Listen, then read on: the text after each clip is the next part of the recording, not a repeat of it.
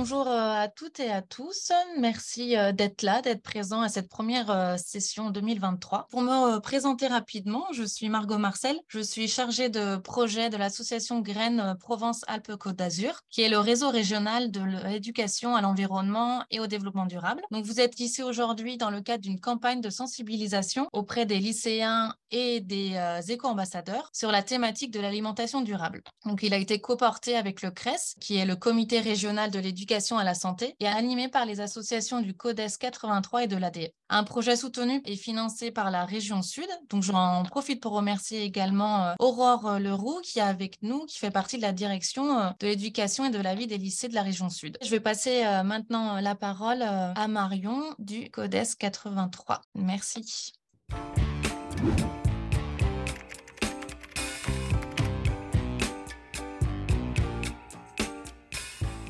Bonjour à tous, moi je m'appelle Marion Azema, je suis chargée de projet au sein du CODES 83, on est basé dans le Var à Toulon. Bienvenue et du coup on va commencer par faire une petite présentation autour de l'alimentation et de la santé.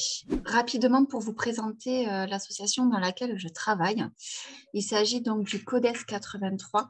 C'est le comité départemental d'éducation pour la santé du Var et on intervient dans l'ensemble du département. Donc, on est basé sur la loi 1901 et nos missions sont au nombre de 3. À savoir, la première, c'est de développer des programmes en éducation et promotion pour la santé sur toute thématique, c'est-à-dire que nous, on peut intervenir autant sur l'alimentation, sur l'hygiène bucco-dentaire, sur le sommeil. Pour les jeunes, on peut intervenir sur la sexualité, sur les addictions, sur le bien vieillir pour les personnes âgées. Donc voilà, on a un panel de thématiques assez large et on intervient pour tous les âges. On est aussi un centre de formation puisqu'on peut proposer des formations à tous les professionnels. On peut mettre en place des formations sur la technique d'animation, sur la méthodologie de projet. Et enfin, dernière grosse mission de cette association, c'est de proposer des outils pédagogiques aux professionnels qui en font la demande pour mettre en place des actions dans leur établissement en autonomie. Alors maintenant, on va s'attaquer un peu plus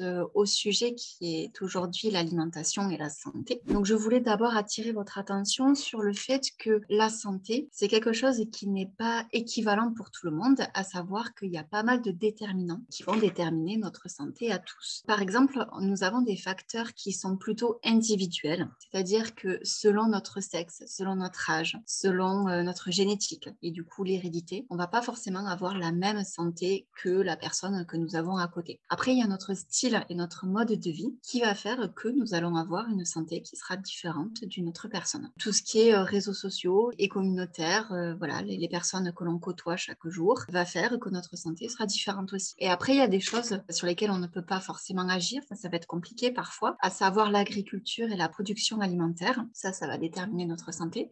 Je vous donne un exemple, une personne qui mange très équilibré, on peut imaginer qu'elle n'aura pas forcément la même santé qu'une personne qui mange très gras et très sucré tous les jours. Le mode d'éducation et le niveau d'éducation, le milieu du travail, en effet, si une personne est dans un bureau tous les jours, on peut imaginer qu'elle n'aura pas la même santé, notamment au niveau articulaire, qu'une personne qui est sur les chantiers en plein mois d'août ou l'hiver quand il fait très froid. Les conditions de vie et de travail, du coup, le chômage, l'eau et l'hygiène, les services de santé et le logement. Un bon logement ou un logement insalubre vont faire que la santé peut être différente aussi. Du coup, toutes les conditions socio-économiques, culturelles et environnementales vont déterminer si notre santé est satisfaisante ou pas. Maintenant, on est parti de la santé. Si on regarde par rapport à l'alimentation, il y a plusieurs choses qui vont faire que l'on ne va pas manger tous la même chose. Bien que l'on soit dans un même pays, que l'on soit autour de la même table, on peut manger des choses différentes aujourd'hui. Ce que j'appelle le comportement alimentaire, c'est en gros le régime alimentaire, la façon dont on mange tous les jours et ce que l'on mange. Donc ça peut être différent selon le lien social et la convivialité, puisque par exemple, on ne va pas forcément manger la même chose quand on est accompagné, soit par la famille, soit par les amis, que quand on mange tout seul devant sa télé le soir. Par rapport aux facteurs socioculturels, donc on peut ne pas manger la même chose par rapport à nos traditions, à nos croyances, à notre religion, aux valeurs, à l'éducation, à l'accès à l'information. C'est tout ce qui fait que ce qu'on a reçu au niveau socioculturel va déterminer notre alimentation tous les jours. Par exemple, dans toutes les religions, il y a des interdits alimentaires qui sont différents et on peut ne pas manger la même chose autour de la même table. Par rapport au pays, à la société, tout simplement, on ne va pas manger la même chose parce que le climat va faire que un pays est plus propice à certaines cultures qu'à d'autres. Je vous donne un exemple, on ne mange pas tout à fait la même chose en France, en Chine et aux États-Unis. Donc en fonction de la société, de la culture, du climat, des productions locales, on va manger plus ou moins de certaines choses. Les aspects individuels jouent énormément, tout ce qui est le goût, les préférences alimentaires, les aspects psychologiques. Et des fois, on est un peu stressé et on va dévorer la tablette de chocolat. Et des fois, tout va bien, du coup, on va manger plus équilibré. Les facteurs physiologique, pardon, donc en fonction de son poids, de sa taille, de sa faim, de ses besoins, de son sexe, de son état de santé. On ne va pas forcément manger toujours la même chose. Au niveau environnement également, ça dépend comment on est équipé à la maison. Si on a seulement un micro-ondes pour nous faire à manger, ça va être un peu limité, alors que si on a une cuisine super limitée, on va pouvoir avoir plein de façons de cuisiner de bons petits plats. Et dernière chose, ça va être le niveau socio-économique, à savoir que en fonction de ses revenus, on ne va pas manger la même chose.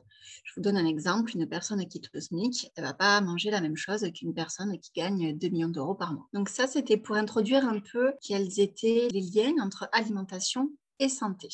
Comment composer un repas équilibré? Donc là, je rentre dans le vif du sujet, à savoir qu'est-ce que c'est qu'un repas équilibré. Avant de vous donner la réponse, j'aimerais savoir, selon vous, lequel de ces menus proposés ci-dessous vous semble le plus équilibré? Est-ce que c'est le premier? Est-ce que c'est le menu 2? Ou est-ce que c'est le menu 3? Le menu le plus équilibré, ça va être le menu numéro 1. Pourquoi? Parce que nous, on va détailler l'assiette sous cette forme-là. D'accord? C'est celle que vous aviez juste en haut, sauf que là, elle est un peu plus détaillée. Donc, on a toujours sur la partie gauche ce qu'on représente par les légumes. Donc, ça peut être des légumes crus ou des légumes cuits. Ça, c'est selon vous. Il n'y a pas de souci par rapport à ça. Après, on va diviser l'assiette en deux. Sur le côté, on va avoir les légumes, donc les 50% de l'assiette, ça va être les légumes. Et les autres 50%, on va les diviser en deux. D'un côté, on va mettre tout ce qui est viande, poisson et œufs. Et de l'autre, on va mettre les féculents, à savoir le pain, les pâtes, le riz, le maïs, le quinoa, tout ce que vous voulez. Et on peut mettre tout ce qu'on appelle les légumineuses, à savoir les protéines végétales. C'est tout ce qui est tofu, soja, lentilles, pois chiches, les haricots rouges, les haricots blancs, etc. On peut remplacer la viande par ces protéines végétales et du coup les cumuler aux féculents pour avoir l'ensemble des acides aminés essentiels. Tout ce qui est eau, enfin boisson, du coup, c'est ce qu'on entend par eau. Après, ce qu'on recommande, c'est un fruit en dessert, ce que vous voulez, tous les fruits possibles, que ce soit un fruit frais, un fruit cuit, un fruit en compote, c'est pas gênant. Un produit laitier, à savoir fromage, yaourt ou lait. Et pour un petit goût sucré, pourquoi pas mettre de temps en temps une petite douceur avec ce que vous voulez. On l'a mis pas parce que c'est recommandé, mais parce qu'on sait que les gens en mangent. Donc tout simplement, on ne l'a pas oublié dans nos recommandations. Donc en gros, l'assiette idéale, ce serait celle-ci. Voilà. Donc, on a toujours sur le côté gauche tout ce qui est légumes. Un quart de l'assiette, ça va être les protéines. L'autre quart, ça va être les féculents, la partie sucrée et tout ce qui est fruits et laitage. Si on rentre un peu plus dans les détails, on peut voir que donc on a besoin de consommer chaque jour 5 fruits et légumes. Quand je dis 5 fruits et légumes, ça va être 3 portions de légumes et 2 de fruits. À votre avis, pourquoi? Pourquoi pas 3 fruits et 2 légumes, par exemple? Les fruits sont plus sucrés. Il y a du sucre dans les fruits et du coup, c'est ce qui fait qu'on va limiter la consommation. Vous pouvez consommer tous les jours tous les fruits et les légumes que vous voulez, d'accord? De saison, par exemple. Qu'ils soient en conserve, qu'ils soient bio, pas bio, qu'ils soient surgelés, vous pouvez tous les consommer. Sachez que depuis 2 ans maintenant, les fruits à coque sont recommandés de l'ordre d'une poignée par jour. Fruits à coque, ça va être tout ce qui est noix, amandes, noisettes, pistaches, non salés bien sûr. Attention aux fruits séchés, parce que les fruits séchés sont très sucrés. Par exemple, les dattes, les raisins, les abricots secs, tout ça. Donc, il ne faut pas trop en abuser. Également, le verre du jus de fruits. Donc, pendant très longtemps, on a considéré que le jus de fruits industriel était une portion de fruits. Ce n'est pas le cas parce qu'on se rend compte aujourd'hui que c'est très sucré.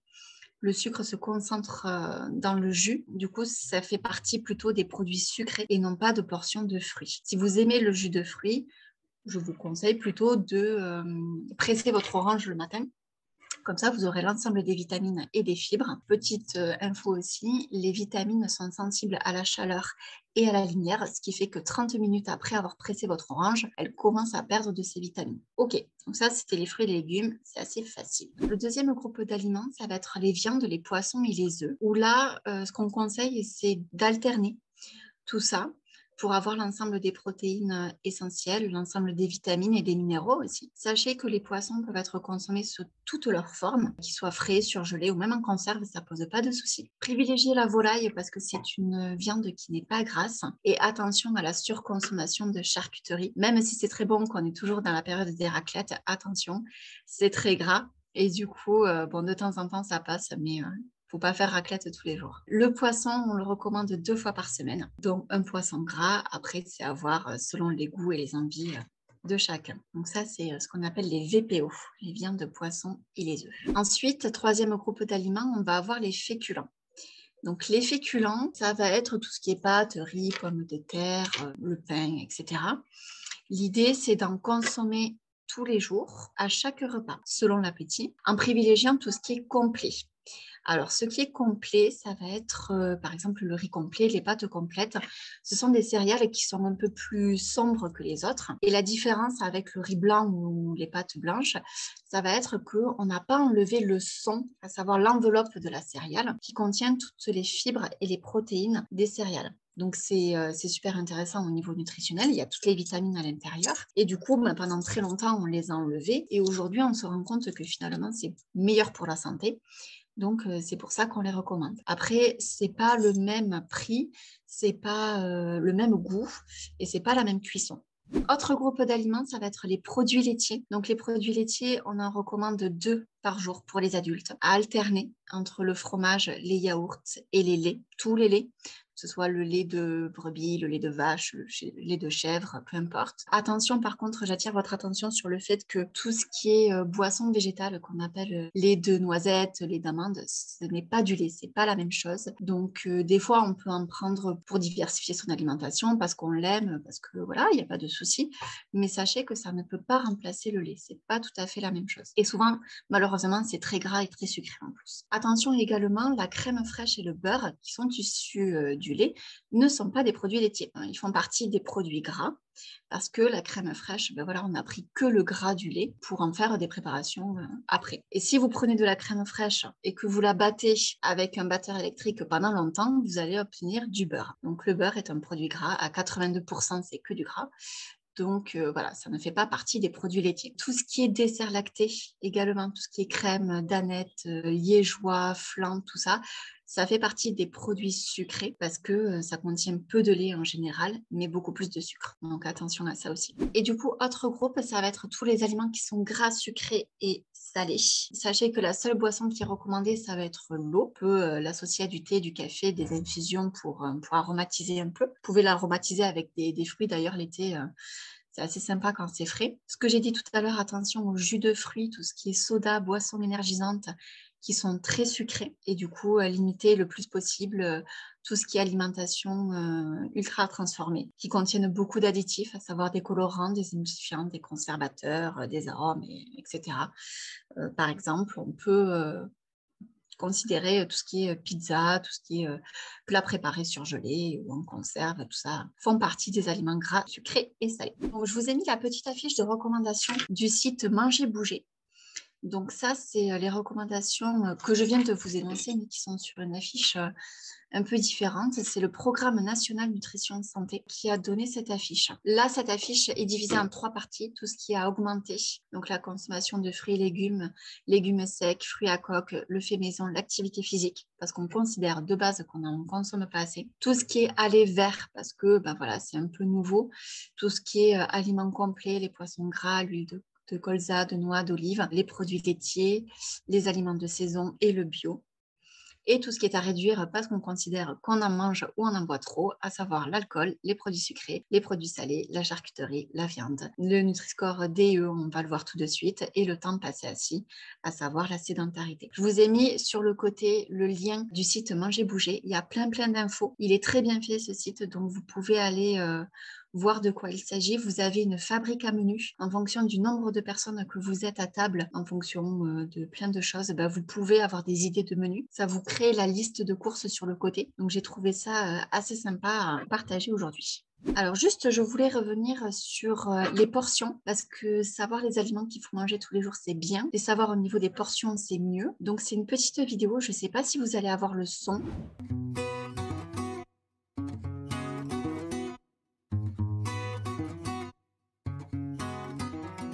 On dit souvent qu'il n'y a pas d'âge pour apprendre.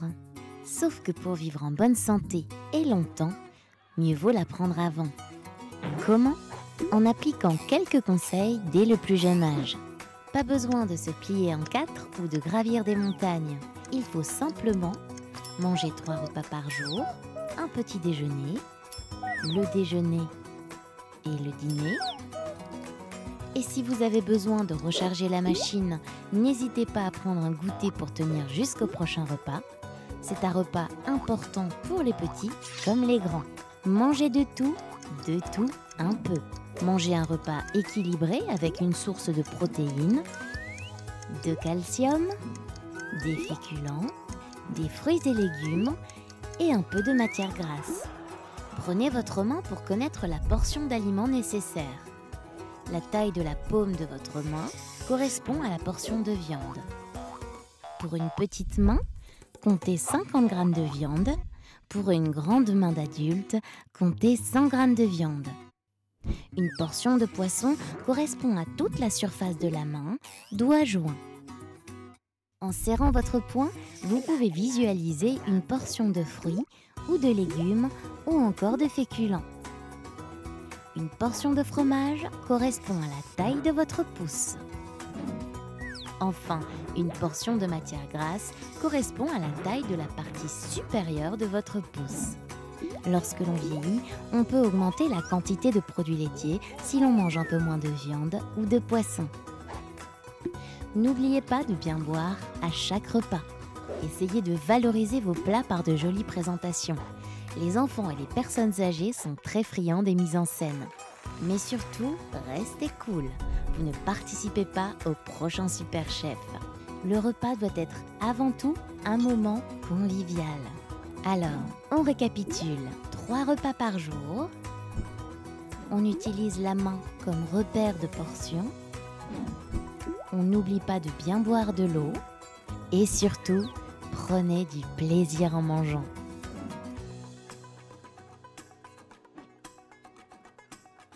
Bon, j'espère que je ne vous ai pas fait peur avec les portions de fromage. Pensera à moi quand on ferait la prochaine raclette. Du coup, pourquoi on demande de manger équilibré? Alors ça, c'est un schéma que je vais reschématiser. Du coup, il faut équilibrer pour que, en gros, les entrées d'aliments soient égales aux sorties énergétiques. Donc, on va prendre des glucides, des lipides, des protéines pour que quand on va faire du sport, quand le corps va fonctionner tout simplement, il ait autant de dépenses qu'il y a d'entrées. Et comme ça, le poids est stable. Si je voulais vous parler du Nutri-Score, parce que c'est un outil que nous avons depuis quelques années pour nous accompagner dans nos achats. Il faut savoir que c'est quelque chose qui est une démarche volontaire de la part des industriels. Ils n'ont pas l'obligation de le faire, mais s'ils le font, ils doivent le mettre sur l'ensemble de leur gamme de produits. Sur cette diapo, je vous ai mis plusieurs chips avec des qualités nutritionnelles différentes. À votre avis, selon le Nutri-Score que j'ai mis, laquelle est la plus favorable pour la santé? Et après, je vous donne des infos dessus. Alors, du coup, ce sont les chips de lentilles. Alors, c'est pas parce qu'ils sont bio, hein. Ça, c'est par rapport à l'agriculture, mais c'est vraiment pour le fait qu'ils sont moins gras que les autres. Et du coup, quand vous avez la lettre A, ça veut dire que c'est une qualité nutritionnelle supérieure par rapport à la lettre E. Alors, comment ça se passe? Je vous montre. On a la qualité nutritionnelle qui est basée entre A et E, à savoir que A, c'est très bon, et E, en général, ça va être très gras et très sucré. Comment est comptabilisé ce Nutri-Score? Je vous ai mis pas mal de produits sur lesquels on peut l'apercevoir. Par contre, on se rend compte que c'est que sur les produits préparés, transformés. D'accord?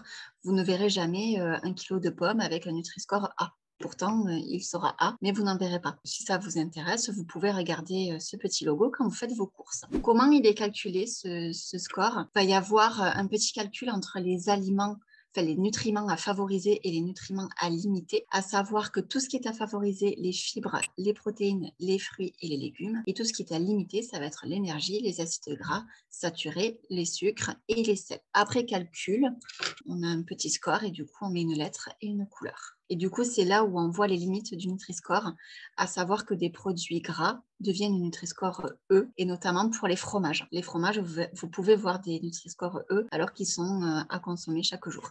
C'est un peu la limite du calcul. Concernant les étiquetages, quand on fait ses courses, on est un peu perdu dans la jungle des étiquettes. Il faut savoir que les étiquettes, quand vous les lisez sur un produit, notamment la liste des ingrédients, elle n'est pas faite au hasard. D'abord, vous allez avoir les ingrédients les plus présents dans les produits jusqu'au moins présent.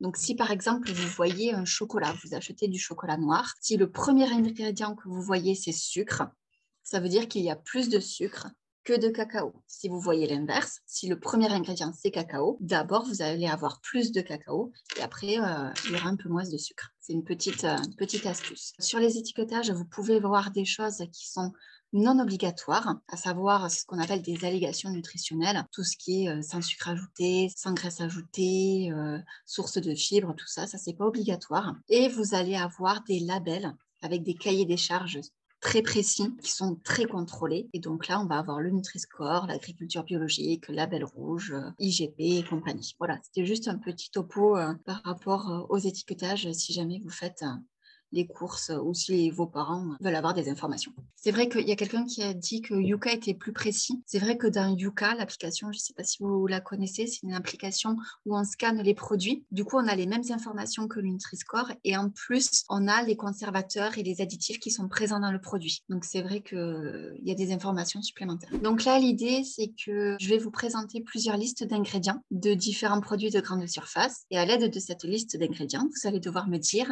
qu'est-ce que c'est à votre avis? Donc, rappelez-vous, je vous ai dit qu'en premier, vous avez les ingrédients les plus présents jusqu'au moins présents dans le produit. Premier étiquetage. Donc, filet de poulet, eau, 2 premiers ingrédients, arôme de céleri, antioxydants, dextrose, fibres de blé, jambon de dinde, sel. À votre avis, de quel aliment s'agit-il? Oui, les cordons bleus de poulet perdus. Jusque-là, ça va. Deuxième liste d'ingrédients. Donc là, on a des radiatori cuits, de la crème fraîche légère, de la viande de bœuf, de l'eau, du lait écrémé, de la fécule de manioc, des conservateurs, du sel, des arômes et du poivre. À votre avis, de quel aliment s'agit-il? C'était des pâtes bœuf sauce au poivre. Autre produit, du coup, je vous ai mis la liste d'ingrédients. Donc, vous avez la garniture à 58% avec de la sauce tomate, de la mozzarella, du cheddar, du fromage à tartiflette, du persil. Et vous avez des pâtes avec de la farine de blé, de l'eau, de l'huile, de la levure et du sel.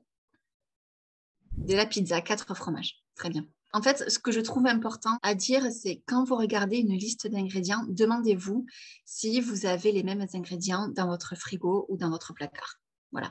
Si vous avez trop d'additifs, trop de conservateurs, c'est que c'est un aliment qui a été très transformé et que potentiellement, c'est pas très bon pour la santé. Donc, dans la meilleure des façons de faire, ça va être de cuisiner du fait maison. Et si de temps en temps, on a le droit de se faire plaisir, hein, bien sûr, maintenant que vous savez regarder la liste des ingrédients, posez-vous la question de qu'est-ce qu'il y a le plus présent dans le produit. Est-ce que vous avez des questions par rapport à tout ce qu'on vient de dire? Du coup, l'idée, c'était vraiment de faire le lien entre la santé en général, l'alimentation, de vous faire un petit topo sur les groupes d'aliments qui sont à favoriser et les autres qui sont à limiter chaque jour et de terminer par les étiquetages pour vous aider dans vos achats alimentaires. Voilà.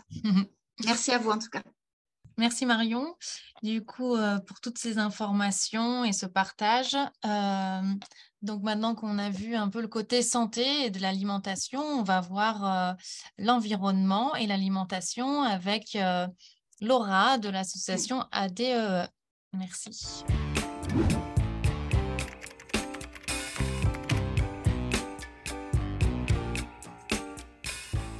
Alors, bonjour à toutes et à tous, j'espère que vous allez bien. Gervais Laura de l'ADE, je suis une association tout simplement d'éducation à l'environnement et on travaille sur différentes thématiques d'alimentation, donc avec tout ce qui est le côté durable, mais aussi, voilà, j'ai plein d'autres casquettes sur des projets autour de la mer, autour de la forêt. Voilà. Donc, ce qui est génial, c'est qu'en fait, je vais prendre la continuité de Marion parce qu'en effet, s'intéresser à ce qu'il y a dans nos assiettes, c'est très important pour notre santé. Mais du coup, c'est aussi intimement lié au final à la production, à comment tout cela est arrivé dans nos assiettes. Donc, je vais vous poser une question et je vais vous laisser plusieurs possibilités de réponse. Et donc, à la fin, je donnerai à chaque fois des petits commentaires. Allez, je vous propose de commencer du coup. Alors, quel pourcentage représente l'alimentation dans notre empreinte carbone? 20 à 50%, 5 à 10, 70 à 80 ou 30 à 40%?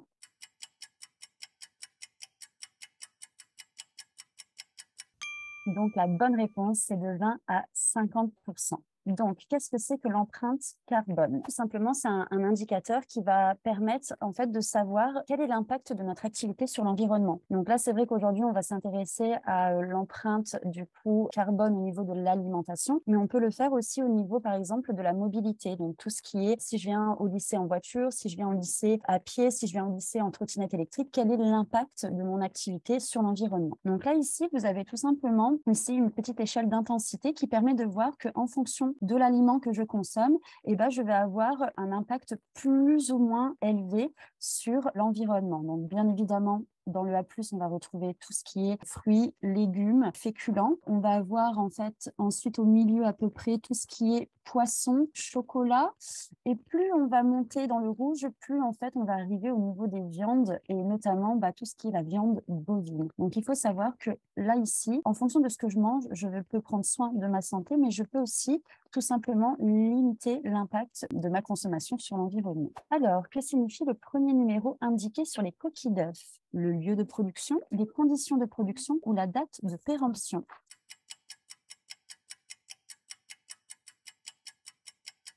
C'est bien les conditions de production. Ici, petit zoom sur mon œuf. Donc, c'est vrai que tous nos œufs sont imprimés, mais ça fait que depuis, au final, très peu de temps qu'on commence à s'intéresser un petit peu à ce qu'on mange réellement et notamment sur les conditions d'élevage. Donc là, vous allez avoir le premier numéro qui va vous indiquer le mode d'élevage. Vous allez avoir le pays d'origine. Vous allez avoir le producteur et puis le numéro du bâtiment. Ce qui va nous intéresser, nous, ça va être vraiment les deux premiers, le numéro, puis le pays d'origine. Donc ici, il faut savoir que si c'est numéroté 0, je sais que c'est un élevage bio. Donc là, techniquement, mes poules, elles sont dehors, elles prennent le soleil, elles mangent bio. Quand elles sont malades, on va les chouchouter, on va les soigner avec des plantes. Et voilà, on va vraiment penser au bien-être animal de A à Z. On va avoir ensuite le numéro 1 qui est l'élevage de plein air. Donc l'élevage de plein air, ça ressemble un petit peu à l'élevage bio, sauf que nous n'avons pas la labellisation bio. C'est-à-dire que mes poules vont être élevées en plein air. Elles vont être nourries avec de l'alimentation quand même qui se rapproche le plus du naturel. Et quand elles sont malades, on va les soigner avec du coup des plantes. Mais si jamais par contre la maladie perdure, on ne va pas hésiter à passer vers des antibiotiques. Sur le numéro 2, c'est de l'élevage au sol. Donc là déjà, on est dans un autre type d'élevage, c'est-à-dire que malheureusement, l'animal ne voit pas la lumière du jour. Généralement ici, donc, ce sont fait dans des grands entrepôts. Les poules sont élevées dans ces grands entrepôts. Elles sont vraiment une quantité astronomique au sol. Et donc là, elles vont être nourries toute la journée et elles vont être surtout exposées à la lumière qui est artificielle. Donc il est vrai que déjà, il n'y a plus trop de notion de jour et de nuit. L'idée en fait ici, c'est qu'on produise le plus d'œufs possible et on va aussi utiliser cette technique pour produire de la viande. L'idée, c'est d'engraisser aussi les poules. Pour le numéro 3, malheureusement, là, c'est vrai qu'on peut dire qu'on touche le fond, c'est tout ce qui est élevage en cage. Donc là, malheureusement, ma poule ne peut même plus gambader dans un entrepôt. Elle est dans une cage et souvent, elle n'est pas seule, hein. Il faut imaginer que la cage fait la superficie d'une feuille A4, un petit peu plus en réalité parce que les lois ont été du coup réévaluées. Mais voilà, il faut savoir que cette poule, malheureusement, ne bouge pas et qu'elle est juste considérée comme un produit qui va produire énormément d'œufs. Donc ici, encore une fois, juste en regardant un simple petit numéro, je vais pouvoir d'ores et déjà, en tant que consommateur, agir. Est-ce que je veux soutenir l'élevage en cage ou est-ce que je veux plutôt aller vers des élevages qui respectent plus le bien-être animal? Moi, j'ai une petite question pour vous. Je voulais savoir si déjà vous faites attention à ce genre de choses et si peut-être certains d'entre vous ont des poules à la maison, parce que ça, pour le coup, c'est peut-être la meilleure des solutions. Il n'y a pas de numéro et donc c'est du fait maison. Alors, cet hiver, pour manger des fruits et légumes de saison, qu'est-ce que je peux acheter? Mandarines, topinambour, poireaux, endives, navets, raisins, fraises, asperges, haricots verts ou melons, tomates et courgettes.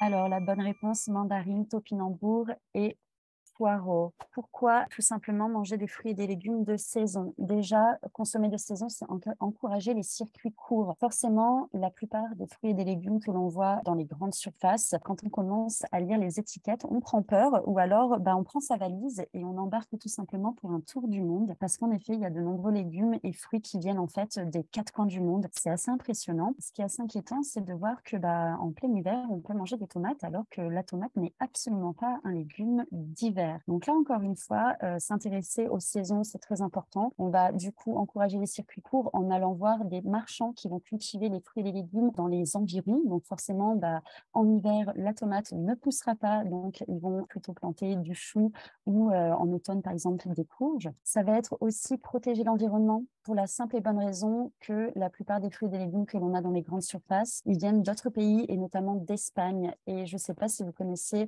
une certaine région d'Espagne où le nom m'a échappé malheureusement, mais en fait, ils ont fait des vues aériennes et c'est tout simplement des champs énormes de serre et donc ça prend une quantité astronomique d'eau et surtout ça utilise une quantité astronomique de pesticides parce qu'il faut savoir qu'un fruit ou un légume quand il va pousser à une certaine saison, c'est pas pour rien et surtout ça veut dire qu'il va résister aussi à certains aléas climatiques ou certaines attaques d'insectes ou autres. Et ensuite consommer de saison, ça rejoint ce que nous a dit Marion. C'est aussi tout simplement pouvoir conserver tous les bienfaits nutritionnels d'un aliment et prendre du plaisir à le manger. Je pense qu'on en est tous à ce point-là de se dire que en été, vivement les salades avec de la tomate et de la mozzarella et on est bien content de les attendre avec hâte. Un bœuf fournit 1500 repas.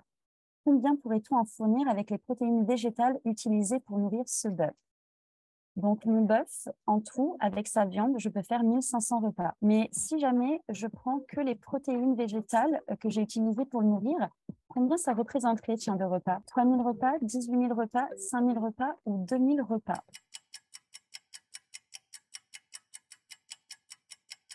Donc, la bonne réponse, c'est 18 000 repas. En effet, ici, petit zoom sur la viande. Donc, la viande, elle est depuis toujours dans nos assiettes, mais il faut savoir qu'avec l'évolution dans les époques, on s'est rendu compte qu'elle commençait à devenir de plus en plus présente et surtout quotidiennement, en fait, pour certains foyers. Et donc, là, encore une fois, on peut commencer à se poser la question sur les prix. C'est vrai que la viande, on en a de qualités différentes. Et donc, forcément, on est tenté d'en manger tous les jours, alors qu'avant, c'était un produit de luxe. Donc, forcément, c'était plus occasionnel. Là, un Européen, il va manger en moyenne 700 à 800 grammes par semaine. Donc, c'est assez énorme quand même. Il faut savoir que la viande, quand on en mange en trop grande quantité, forcément, c'est pas bon pour la santé. Et en plus, pour l'environnement, ça va être un vrai fléau parce qu'il faut savoir que la plupart des cultures que nous avons en France, elles ne sont pas destinées à nous nourrir, mais à nourrir ces bêtes qui vont nous nourrir par la suite. Toutes ces cultures, elles vont engendrer tout simplement la déforestation. Elles vont engendrer la naissance de cultures qui sont intensives. Alors, je pense notamment aux États-Unis où on a le record des champs qui sont vraiment énormes. Là, on peut voir une armée du coup de moissonneuses-batteuses qui viennent moissonner tout simplement le blé. Nous avons aussi des problèmes liés à la sécheresse. Et oui, la viande, ça demande énormément de litres d'eau pour être produit, que ce soit pour donner à boire à la bête, que ce soit pour arroser tout simplement les plantes qui vont la nourrir, mais aussi également pour la transformation. Et ensuite, également, ça va aussi nécessiter beaucoup de pesticides. Plus un champ est grand et plus on fait de la monoculture, c'est-à-dire qu'on cultive une seule et même espèce de plante, plus elle va être en fait exposée à de nombreuses maladies. Et enfin, nos amis les vaches sont notamment connus pour participer activement au réchauffement climatique parce qu'elles, du coup, vont rejeter énormément de méthane et les machines que l'on va utiliser pour les exploitations ou autres vont utiliser énormément de CO2. Vous l'aurez compris, la viande, oui, de bonne qualité, mais pas quotidiennement. Quand on mange une viande de très bonne qualité, au final, on peut en manger 1 à 2 fois dans la semaine et au final s'en contenter parce que cette viande, elle aura vraiment été très bonne. Alors que la viande qu'on nous vend dans les magasins, généralement, c'est de la viande qu'on met juste pour, souvent j'ai entendu, pour apporter du goût, en fait. C'est un petit peu comme une habitude, voilà, un tic qu'on va avoir dans l'alimentation, de mettre voilà, des lardons par-ci, des lardons par-là. Allez, je vous propose de continuer. Merci pour vos réponses. Lequel de ces insectes ne se mange pas? Le papillon de nuit, le criquet, le cafard, le ver du bambou.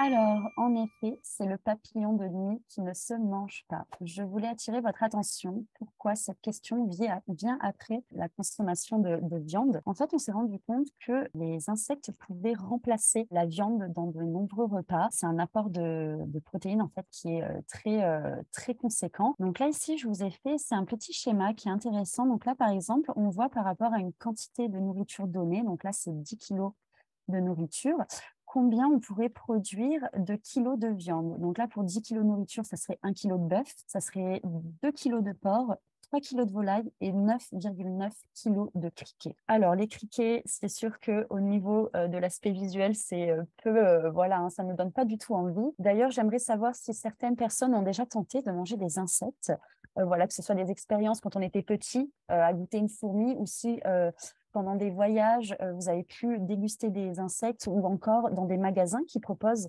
des produits à base de farine d'insectes ou autres. Donc, le criquet ne prend les insectes en général. L'élevage d'insectes ne prend très peu de place parce que ça va se passer dans des boîtes, dans des grands entrepôts. Mais dans une de ces petites boîtes, en fait, on va pouvoir élever environ 10 000 individus en mangeant 5 criquets ici en bas. Ça équivaut en fait à l'apport de protéines d'un steak de bœuf. Donc, au final, c'est dérisoire par rapport à la quantité dont on a besoin. Il est vrai qu'il y a de nombreuses marques qui se sont intéressées à cette pratique-là, parce que dans de nombreux pays, en fait, c'est tout à fait naturel. Ils se sont rendus compte que l'aspect visuel de l'insecte, pour le côté les pays occidentaux, ça ne fonctionnait pas du tout. Et donc, il y a des marques qui ont tenté de faire des gâteaux à base de farine. Donc, voilà, si vous voulez tester, vous pouvez soit acheter directement les insectes et voilà, tenter votre chance, ou alors, si ça vous rebute un petit peu, pourquoi pas commencer par la farine de criquet ou autre. Je vous avoue que si on ne vous le dit pas,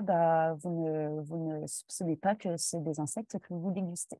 Alors, je vous propose de regarder ces 4 images qui sont des techniques de pêche. Donc, nous avons le casier, nous avons le chalutier, nous avons le filet maillant, nous avons la palangre. Donc, j'espère que vous voyez bien les images. Donc, je vous laisse les regarder et ensuite, je vous poserai une question par rapport à ces techniques de pêche.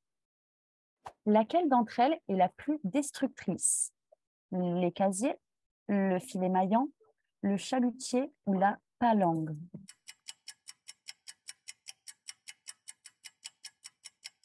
Exactement, le chalutier. Donc, au niveau des différentes techniques de pêche, en fait, vous en avez diverses et variées. Donc, au niveau des casiers, c'est plutôt une technique artisanale. On va poser un casier avec un piège, une sorte de petit appât dedans, et donc l'animal va être pris au piège dedans. Au niveau de la palangre, alors c'est un énorme fil que l'on va tout simplement aller déposer au large grâce à un système de bouée.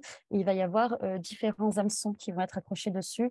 Alors ça, c'est une technique qui est moins nocive que le chalutier, mais malheureusement, vu que les bateaux reviennent après un certain temps sur le site pour prélever ce long fil, ils se sont rendus compte en fait qu'ils capturaient souvent des grands mammifères marins, notamment des dauphins et même des espadons qui n'étaient pas forcément la source de nourriture recherchée. Donc voilà. Celle qui a le plus d'impact sur nos fonds marins, c'est le chalutier. Donc là, ici, je vous ai mis une image. Il faut savoir que pour 3 poissons pêchés, plus de 100 espèces sont sacrifiées et sont rejetées, du coup, mortes à la mer. Il faut imaginer, du coup, que ce grand filet va être déployé donc soit en pleine mer, soit au fond de la mer. Donc, c'est ce qu'on appelle le chalutier pélagique ou benthique. Benthique, ce sont les espèces de fond. Et quand on le lâche du coup au fond, là, il va tout simplement racler tout le fond. Et donc, forcément, il y a destruction du milieu. Mais même entre deux eaux, au final, il va aussi avoir un grand fléau, c'est-à-dire que les espèces vont être entassées les unes aux autres, elles vont être relevées et donc elles vont mourir par étouffement, par écrasement.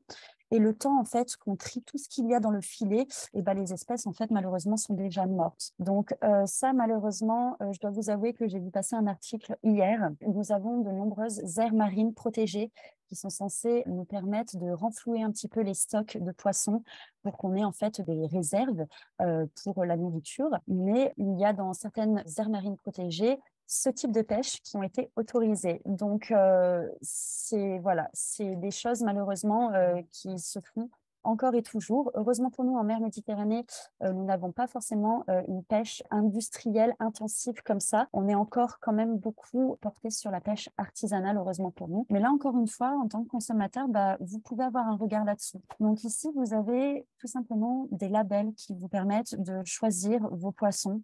Alors, je sais que certaines personnes ne mangent plus de poissons. Alors, je ne sais pas si c'est votre cas, tout simplement par rapport au type de pêche qui est pratiqué, ou encore aussi par tous ces problèmes de métaux lourds, de pollution par le plastique. Ici, du coup, donc, ces petits labels qui vous permettent de savoir que c'est une pêche durable ou alors que c'est une aquaculture responsable. Donc, l'aquaculture, je vous le rappelle, ce sont des piscines, des grands bassins qui sont laissés dans le milieu naturel, donc en pleine mer, où vont être élevés certains types de poissons. Donc ici, au niveau des Européens, en moyenne, c'était 20 kilos de poissons par an consommés et ça a été multiplié par 2 en 50 ans. Et on s'est rendu compte qu'on prélevait en fait davantage de poissons que ce qu'on en consommait. Donc là, encore une fois, on a aussi des pratiques à revoir pour limiter tout simplement notre impact sur l'environnement et pour que tout simplement l'environnement puisse se renouveler tranquillement et permettre aux poissons de se reproduire. Allez, on continue. Quel poids moyen un Français jette-t-il chaque année en denrées alimentaires encore consommables? Moins de 10 kilos par an et par habitant, environ 20 kilos par an et par habitant, environ 15 kilos par an et par habitant ou environ 5 kilos.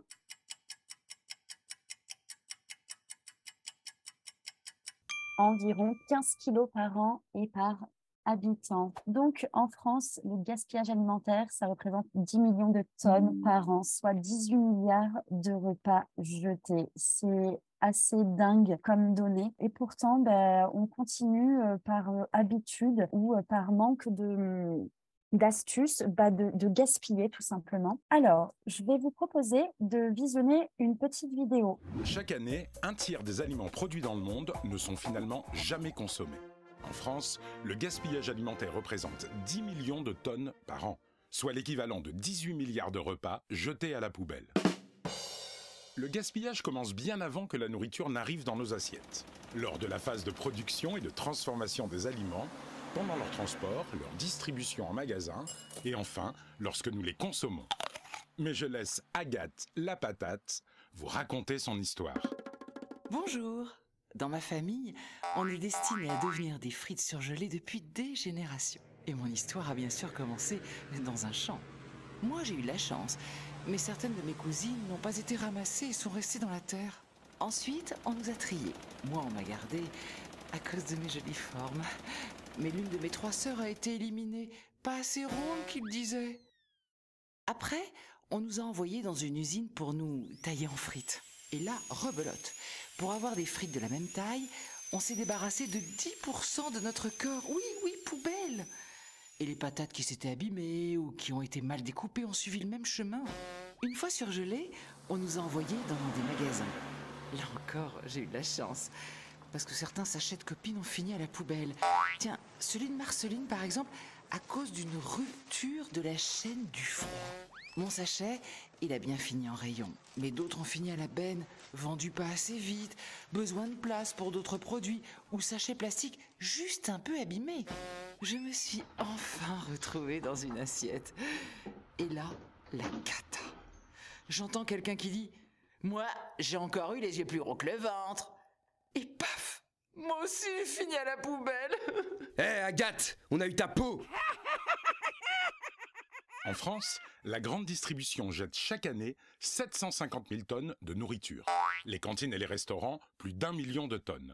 Mais c'est à la maison, où nous prenons le plus de repas, que nous gaspillons le plus. Environ 2 millions de tonnes, soit entre 20 et 30 kilos par personne et par an. Nous ne gaspillons pas autant tous les aliments. Ce sont les légumes qui finissent le plus à la poubelle, puis les fruits, le pain, les restes cuisinés et tous les autres. Le gaspillage alimentaire est tout d'abord une aberration, dans un monde où près d'1 milliard de personnes souffrent de la faim ou de malnutrition. En France, 1 personne sur 10 a du mal à se nourrir. Le gaspillage alimentaire a également un impact sur l'environnement. Gaspiller de la nourriture, c'est gaspiller de l'eau et des ressources énergétiques. Au final, le gaspillage alimentaire, c'est aussi un immense gaspillage d'argent. En France, le gaspillage représente ainsi pour les seuls ménages plus de 10 milliards d'euros, soit 159 € par personne et par an. Producteurs, industriels, commerçants et consommateurs, nous pouvons tous agir. Les producteurs peuvent par exemple favoriser la pratique du glanage et du don pour les fruits et les légumes oubliés dans les champs ou qui ne sont pas commercialisés, souvent à cause de leur forme. Certains industriels travaillent déjà avec les producteurs et les distributeurs pour alléger les critères de calibrage des produits. D'autres travaillent sur des emballages qui permettent une meilleure conservation des aliments. Beaucoup de magasins agissent déjà en vendant moins cher les produits dont la date de péremption est proche. Enfin, plusieurs chaînes de supermarchés développent des partenariats avec des associations qui récupèrent les invendus et les redistribuent aux personnes qui en ont besoin. À la cantine ou au restaurant, prenons l'habitude d'adapter les quantités à nos besoins. Nous pouvons même demander à emporter ce que nous n'avons pas consommé, comme cela se fait déjà dans beaucoup de pays. Enfin, nous pouvons tous lutter contre le gaspillage alimentaire à la maison. D'abord, en achetant uniquement les quantités dont nous avons réellement besoin, même si la publicité, les offres commerciales du moment ou notre peur de manquer nous incitent à acheter plus. Apprenons aussi à bien ranger les aliments au réfrigérateur et à surveiller les dates limites de consommation. Enfin, préparons les justes quantités et transformons nos restes pour en faire de nouveaux plats. Acheter malin, bien conserver les aliments et cuisiner astucieusement, c'est donc éviter le gaspillage alimentaire, économiser de l'argent et c'est bon pour l'environnement. Et bien sûr, ce n'est pas Agathe qui dira le contraire. Retrouvez plus d'informations et de conseils pratiques sur le site de l'ADEME. Pour réduire mes poubelles, en faisant mes courses, je choisis des produits déjà conditionnés pour le rangement dans les placards, c'est top. Des portions individuelles pour le goûter, c'est pratique. Des produits en vrac ou acheter des produits dans des contenants recyclables ou réutilisables. Vous avez plusieurs réponses.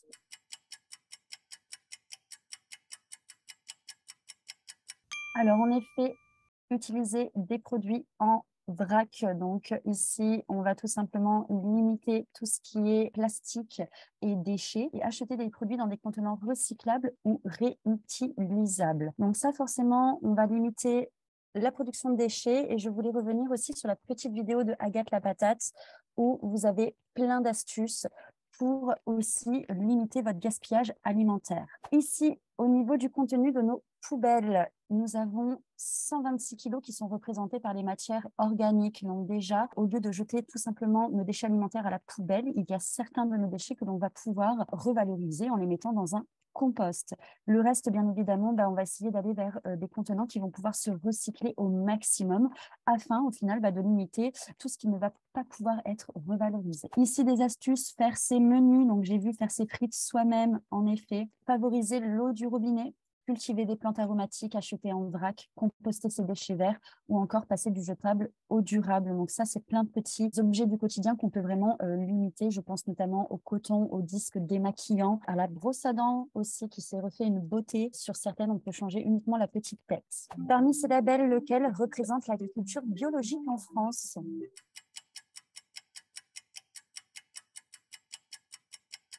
Alors, la bonne réponse, c'était du coup la réponse jaune, le AB, agriculture biologique. Donc ici, je voulais faire un petit zoom sur tout simplement les logos. Marion vous en a parlé, il est vrai qu'on vit dans un monde qui est très logoté, on est beaucoup porté sur le visuel et d'ailleurs, certaines marques l'ont bien compris parce qu'ils vont jouer sur les nuances de vert ou autre.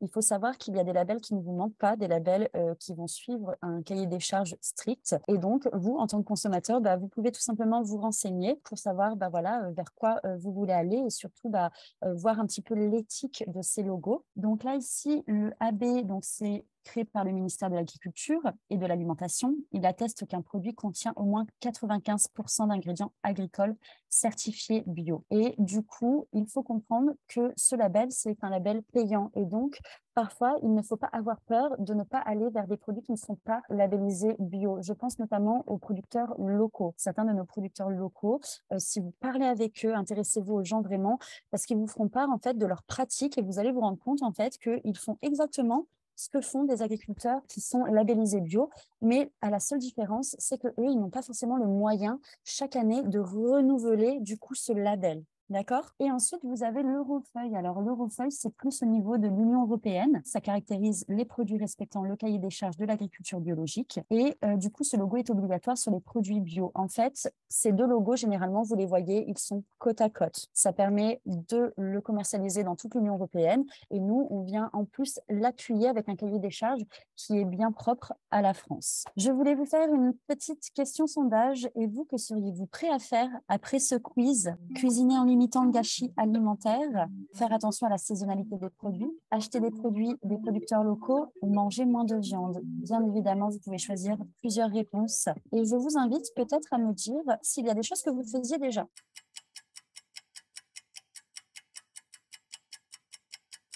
Très bien, donc cuisiner en limitant le gâchis alimentaire, je vois qu'il y a eu 100%. Faire attention à la saisonnalité des produits. Très bien. Manger moins de viande, ça, je sais que beaucoup de personnes sont un peu réticents, mais ça ne saurait tarder. Et puis, quand bien même, voilà, hein, ce qui est important, c'est de faire au moins quelque chose. Donc, si votre truc, c'est continuer à manger de la viande, mais par contre, vous faites attention à la saisonnalité des légumes, vous achetez des produits locaux et vous limitez le gâchis alimentaire, et bien, écoutez, c'est déjà très bien. Au niveau de l'alimentation durable, il y a énormément de pratiques que l'on peut mettre en place. Et donc, vous avez l'ADEME, qui est l'Agence de la transition écologique, qui fait plein de petits livrets, plein de petits carnets de bord qui peuvent vous permettre en fait au quotidien de changer tout simplement vos pratiques. Donc, ça va de l'alimentation en passant par l'écomobilité, en passant par la transition aussi énergétique.